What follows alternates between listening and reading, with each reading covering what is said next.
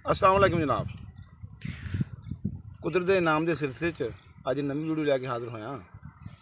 अज तुहानूं दसांगे लौंग के मुतलक। लौंग तकरीबन हर घर च इस्तेमाल किया जाता, हर खाने च पाया जाता, मिठे चावलों तो इलावा। बल्कि हुण ते लौंग खुशबू लई ना लोग मिठे चावलों में इस्तेमाल करन लग पे हैं। तो लौंग 3000 कबल मसीह तो इस्तेमाल होंदा आ रहा। पहले जमाने च लौंग नूं ना धूनी दिंदे सी।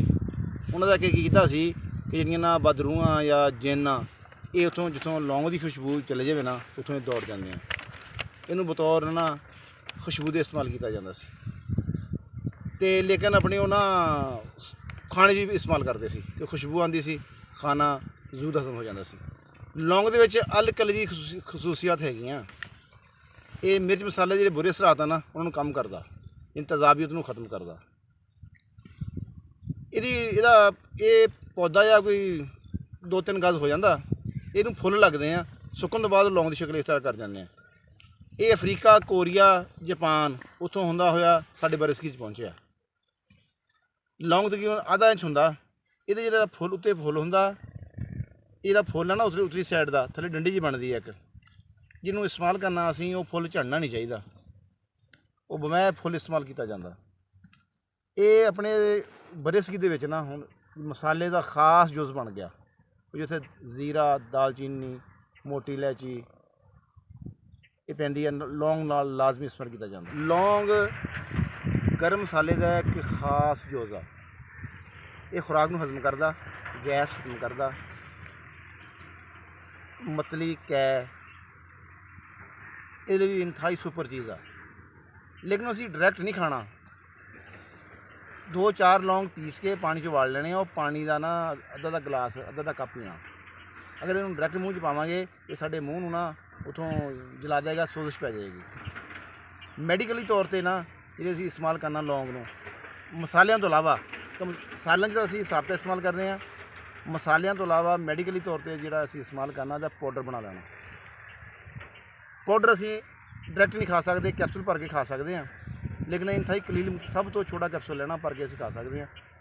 ये इंतहाई ताकतवर चीज़ आ। ये नाल दुध पीना गाय का या बकरी का जी चर्बी है। लौंग इकल्ला ही दंद के दर्द लई बहुत देर तो इस्तेमाल हो रहा।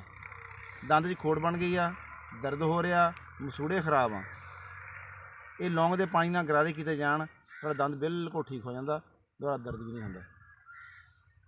दंदां चों खून आंदा जिहड़ा मसूड़ियां चों, ये मसूड़ियां का भी सुपर इलाज आ। ये जो लौंग है ना, लौंग लोग आम इस्तेमाल कर रहे हैं, लेकिन वो पता नहीं असीं क्यों कर रहे हैं। सानू 2-3 लौंग डेली इस्तेमाल लाजमी करने चाहिए। चाहे इसका पाउडर बना लो, खाना खाण लगे तो बरूर लिया नमक वांगू। लौंग साडी जिंदगी हिस्सा होवे ना, ये एंटीऑक्सीडेंट भी हैगा। ये साडे वो जरसूमे जिहड़े साडी सेहत नूं नुकसान दिंदे आ उन्हां नूं ये उहदा किलर है, उन्होंने मारदा। जिहड़े जरसूमे साडी सेहत नूं फायदा दिंदे आ उन्हां नूं मजबूत करदा, स्ट्रॉन्ग करदा। इनू खुद पता कि मैं किहड़े जरसूमे मारने आ, किहड़े नहीं मारने। ये शनाख्त अल्लाह ने खुद रख दी है ताकि इंसानों की सेहत बहार रहे। ये कुदरत का साडे ते बहुत बड़ा इनाम आ कि सानू मामूली चीज़ां हैगियां कि 2-3 चीज़ां असीं खा लांगे, डेली इस्तेमाल कर लीए, साडे जिस्म च कुव्वत मुदाफत बढ़ जाएगी। साडे यही जरसूमे कुव्वत मुदाफत बनाने आ, साडी सेहत सही करते हैं। जिन्नियां थोड़े हुण तक मैं गल्लां दस्सियां सारियां पैहलियां वीडियो भी आईयां, उन्हां च भी तकरीबन अल्लाह की बनाई हर चीज़ ने कुव्वत मुदाफत जरूर बढ़ाई है। और जिहड़े लोगों ने इन्हां तो इस्तेफादा किया उन्होंने कोरोना की शिकायत नहीं हुई। मौसम बदलदा, नज़ला भी नहीं लगता, खांसी भी नहीं लगती। लेकिन अमूमन जो सर्दियाँ आंदियां उदों भी लगता, जो सर्दियाँ आंदियां उदों भी लगता। गर्मियों में भी ये मसला बनया रहिंदा। ये सर्दियाँ असीं इहदा पाउडर भी इस्तेमाल कर सकते हैं, लेकिन गर्मियों में अगर लौंग इस्तेमाल करना तो यदा तकरीबन 2 तोले लौंग पीस लो, उहदियां 20 खराकां बनाओ, बिल्कुल चुटी चुटी पानी का गिलास खोरी और पानी पी लिया। जिहड़ा साडे जिस्म तेजाब पैदा होंदा ना, साडा सीना जलदा, ये लौंग उहदे लई इंतहाई सुपर चीज़ आ। लेकिन लौंग का इस्तेमाल करने तो बाद असीं दुध लाजमी इस्तेमाल करना।